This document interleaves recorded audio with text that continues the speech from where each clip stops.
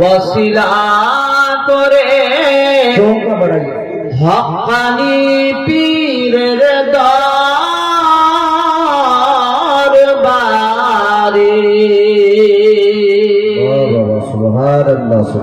আজকে যিনি দরবারে গ্রাম থেকে তাশরীফ নিয়ে এসেছেন, আপনার আমার সকলের সারতাজ, আপনার আমার মাথার মুকুট, পীর কিবলা।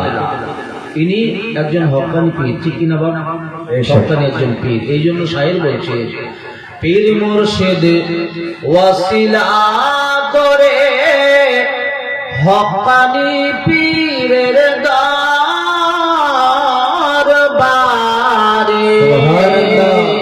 আরে সরল সঠিক ধার্মিক হলে তার কাছে সপে দাও প্রাণ। মানুষের কথা নয় বলছে পাপ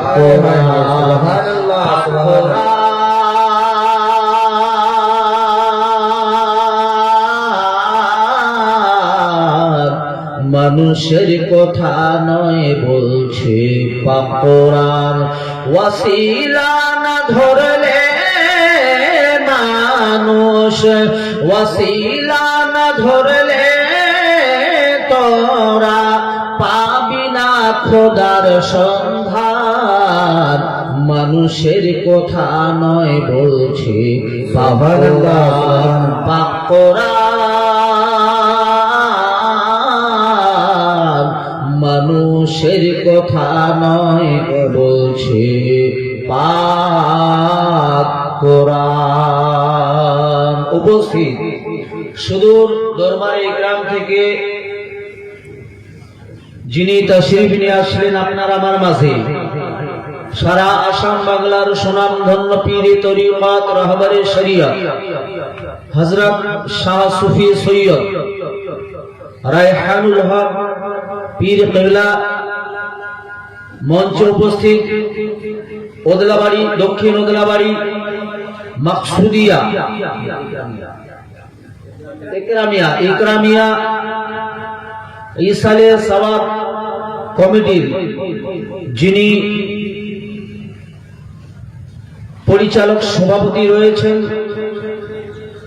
সভাপতি মহাশয়, দূর দূরান্ত থেকে আগত ওলামা সম্প্রদায় এবং সামিয়ানা নিচে যারা বসে আছেন, ধর্ম পিপাসু, জ্ঞান পিপাসু, আমার ইসলাম দরদি আব্বা ও ভাইয়েরা, প্রত্যেককে আমার অন্তরস্থল থেকে সালাম আনতে শুভেচ্ছা জানিয়ে কমিটির সিদ্ধান্ত, চূড়ান্ত সিদ্ধান্ত, কমিটির সিদ্ধান্ত অনুযায়ী যতটুকু সময় হয় আপনাদের সামনে কিছু আলোচনা তুলে ধরবার চেষ্টা করছি।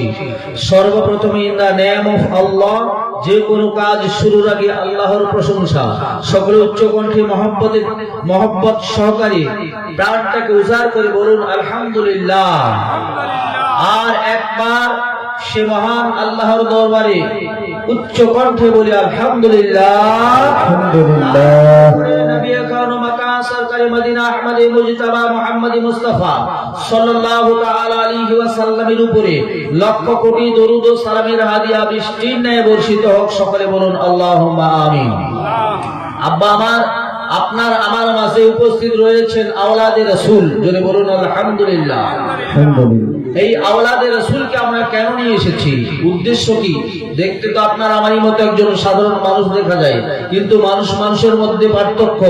আর আপনিও মানুষ, আমিও মানুষ, কিন্তু আপনাকে আমাকে আল্লাহ হুকুম দিল, ইয়া আইয়ুহাল্লাযীনা আমানু ওয়াবতাগু ইলাইহিল ওয়াসিলা। হে ঈমানদারেরা ও বিশ্বাসীরা, তোমরা ওয়াসিলা তালাশ করো, মাধ্যম তালাশ করো। একজন পীর ও মাশায়েখের হাতে তোমরা হাত দিয়ে বায়াতে রাসূল গ্রহণ করে নাও। সুবহানাল্লাহ, সুবহানাল্লাহ। আল্লাহ রাব্বুল আলামিন এর দলিল দিয়েছেন পবিত্র মহাসংবিধান, মহাগ্রন্থ পবিত্র কোরআন কারীমে দলিল দিয়েছেন, ইয়া ইন্নাল্লাযীনা ইউবাইউনাকা ইন্নামা ইউবাইউনাল্লাহ ইয়াদুল্লাহি ফাওকা আইদিহিম। আল্লাহ কোরআন কারীমের মাধ্যমে ঘোষণা করছেন, আপনাকে আমাকে আল্লাহ জানিয়ে দিচ্ছেন, পৃথিবীর মানুষকে, পৃথিবীর ঈমানদারদেরকে, যে শোনো, তোমরা একজন পীর ও মাশায়েখের হাতে তোমরা হাত দিয়ে বায়াতে রাসূল গ্রহণ করে নাও। কেন? এই বায়াত গ্রহণ করেছিলেন নবী পাকের জামানায় সাহাবাই কেরাম। আল্লাহ রাব্বুল আলামিন ওই সময় খুশি হয়ে বললেন, ইয়া রাসূলুল্লাহ, ইয়া হাবিবাল্লাহ, হুজুর আপনার হাতে যিনি বা যাহারা হাত দিয়েছে, ইয়া রাসূলুল্লাহ তিনার হাতের উপরে আমি আল্লাহর হাত রয়েছে। জোরে বলুন সুবহানাল্লাহ। শুধু তাই নয় মুসলমান, শুধু আপনার আমার ধর্মে যে পীর মুরিদি আছে এটা নয়, সনাতন ধর্মের গ্রন্থগুলো স্টাডি করুন, সনাতন ধর্মের গ্রন্থ ঘেটে দেখুন, সেখানে লেখা পাবেন পূজ্য পুরুষং দেহে দেহে চাং স্বরূপিনাম। সনাতন ধর্মের গ্রন্থে লেখা আছে যে প্রপূজ্য পুরুষং দেহে দেহি চাং স্বরূপিনাম। এর অর্থ হচ্ছে, এর মিনিং হচ্ছে যে তোমরা ভগবানের দেহিরূপী দেহকে পূজা করিবে। এবার ভগবানের দেহিরূপী দেহ কারা? তাদের মধ্যে যারা মহাপুরুষ মহামানব ব্যক্তি যারা রয়েছে, ব্যক্তিত্ব যারা রয়েছেন, তাদেরকে বলা হয়েছে ভগবানের দেহিরূপী দেহ। জোরে বলুন না সুবহানাল্লাহ। আপনার আমার ধর্ম ইসলাম, ইন্নাদ দীনা ইনদাল্লাহিল ইসলাম। Islam is the only one religion granted by Allah. ইসলাম আল্লাহর মনোনীত পছন্দনীয় ধর্ম।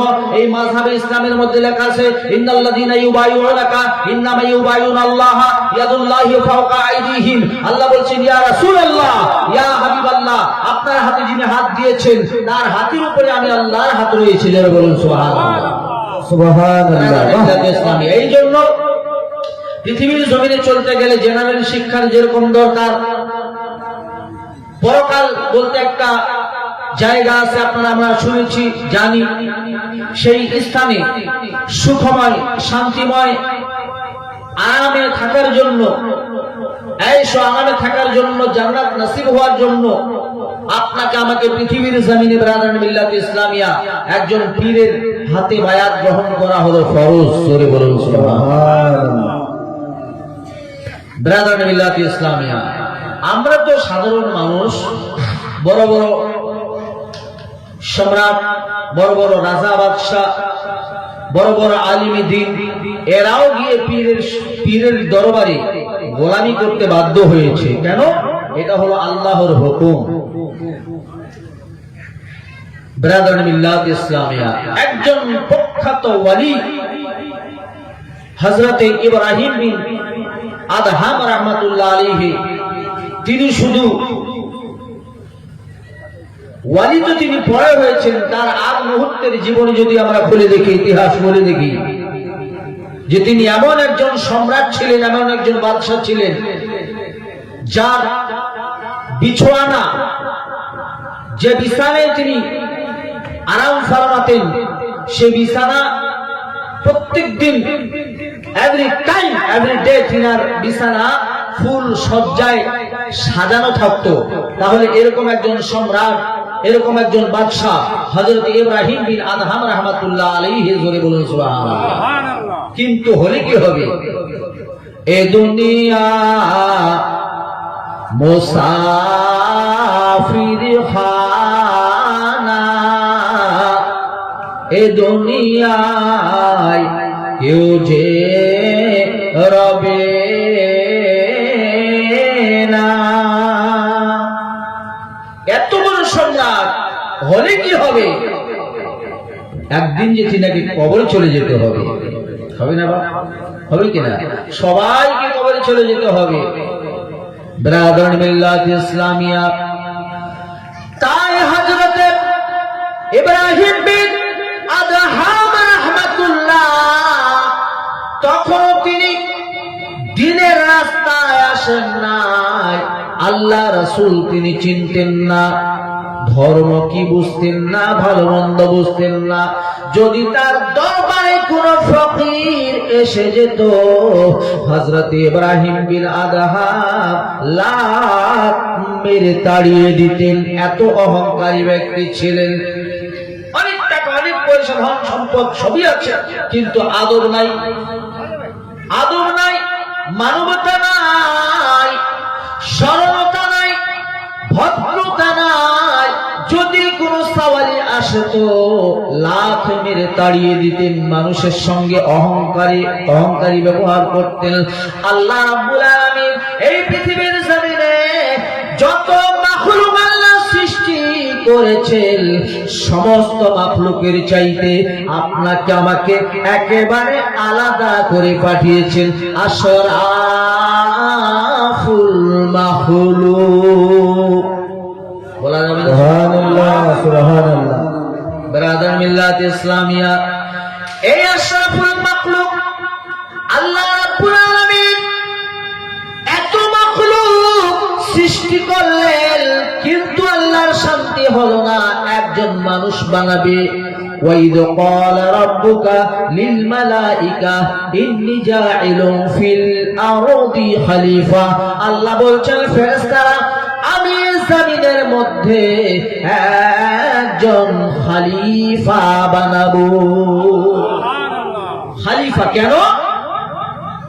কারণ আল্লাহর প্রেমের পাত্র হলো আপনি আমি। এই পৃথিবীর জমিনে যত আদম জাত, এরা হচ্ছে আল্লাহর একমাত্র প্রেমের পাত্র। জোরে বলুন না সুবহানাল্লাহ।